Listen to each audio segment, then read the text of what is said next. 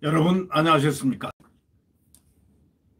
오늘은 2021년 3월 31일 3월의 마지막 날 수요일입니다. 여러분 그 백신 때문에 지금 고민이 지금 많죠. 백신 이 아스트라제네카 이게 참 말썽인데요. 이게 대한민국이 아스트라제네카에 아주 그냥 친화력이 딱 생겨 있습니다. 이유는 다른 건 구하지도 못하고 못해서 못한 게 아니고 늑장 부리다가 K방역 큰 소리 뻥뻥 치다가 구입도 하지 않고 가만히 남의 손 남의 흉내 남의 걸 이렇게 보면서 정말 K방역 정말 엑스폰만 잡다가 놓친 거죠.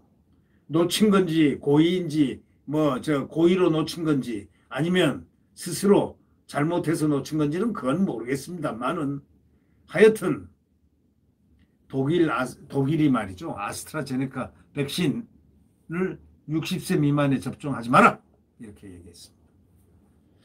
새삼스럽게 또 이렇게 얘기했습니다. 이유가 뭘까요? 뭔가 이유가 있는 거 아니겠습니까? 혈전 사망자가 9명이나 나왔다는 겁니다.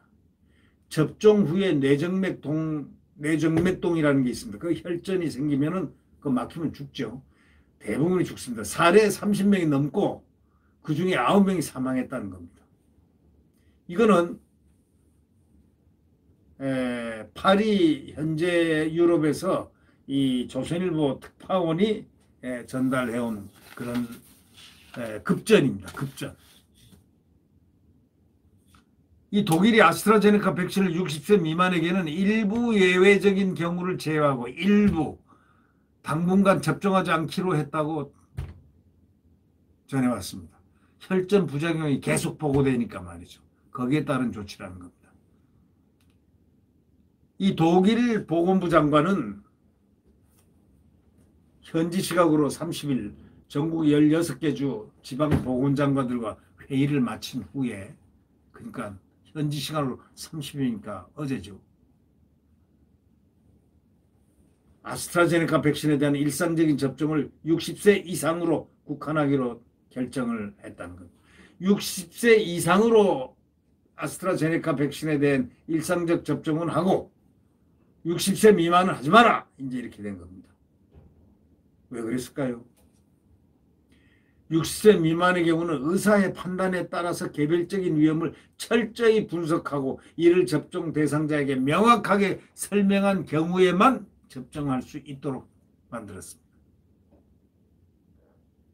환자 자신이 납득이 돼야 된다 이런 얘기죠.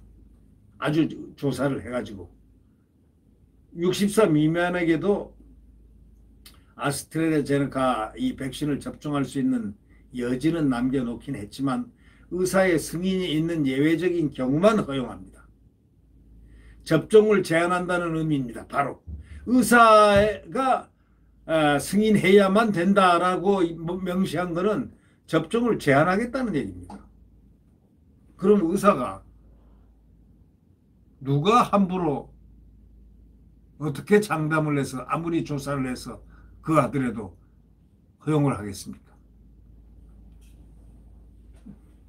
의학적 조사를 엄청 거쳐야만 되는 이게 과연 백신이라고 할 수 있습니까? 이 독일에서는 아스트라제네카 백신 접종 후에 혈전의 일종인 뇌정맥동 혈전증 CVST라는 그것이 나타난 의심 사례가 31명으로 늘었습니다. 그중 9명 죽었습니다. 의심 사례가 나타난 31명 중 대부분은 연령이 20세에서 63세 사이고 성별로는 여성이라고 이렇게 독일 언론들은 보도하고 있습니다. 독일에서 아스트라제네카 백신 접종한 사람이 약 270만입니다. 독일이 아스트라제네카 백신을 60세 미만에게 접종을 제한하기로 한 것은 바로 정부 산하 예방접종위원회 권고를 받아들인 겁니다. 예방접종위원회 권고를 받아들였습니다. 예방접종위원회는 매우 드물지만 매우 중한 혈전증이라는 부작용이 발생한다는 사례 근거에서 아스트라제네카 백신 60세 이상에 대해서만 권고한다. 권고하는 거지 마음 놓고 써라 이렇게는 안 한다. 아스트라제네카 백신의 부작용이 접종한 후에 4 내지 16일이 지난 시점에서 60세 미만 연령대에서 집중적으로 발생됐다는 겁니다. 이 독일 보건부가 그러니까 60세 미만 접종 제한 조치를 낼 수밖에 없고, 베를린, 미넨, 브란덴부르크 지역은 60세 미만 사람들에 대해서 아스트라제네카 백신 접종을 중단한다고 발표했습니다.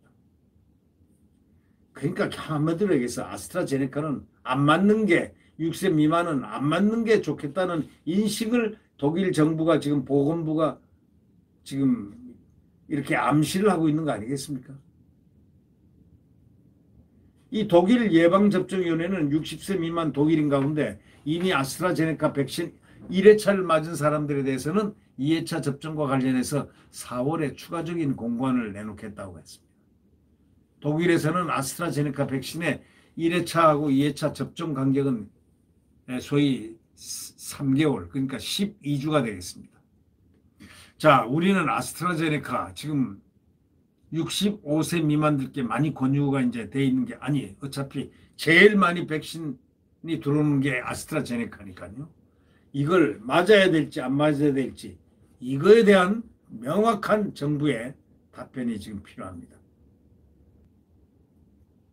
이 예방 백신은 말이죠, 국민들의 생명과 안전에 대한 가장 객관적인 지표가 따라야 되는데, 벌써 독일이 자꾸 이럴 정도 되면, 독일이 무슨 과학의 무슨 뭐 미개한 국가입니까? 과학의 아주 첨단을 걷는 국가입니다, 독일이.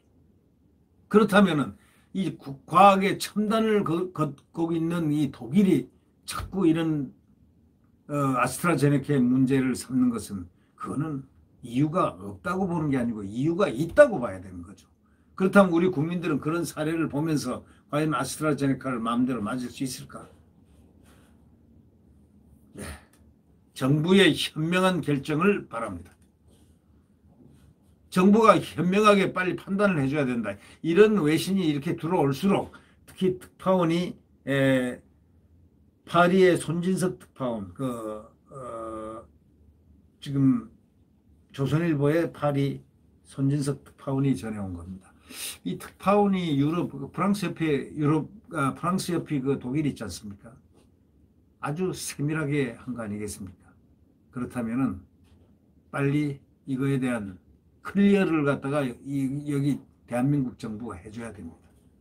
우리 국민들에게 마음을 놓게 하든지 마음을 편하게 해줘야 될 거 아닙니까? 네, 상당히 이건 중요한 문제입니다. 네, 구독 버튼과 엄지를 눌러주시면 감사하겠습니다.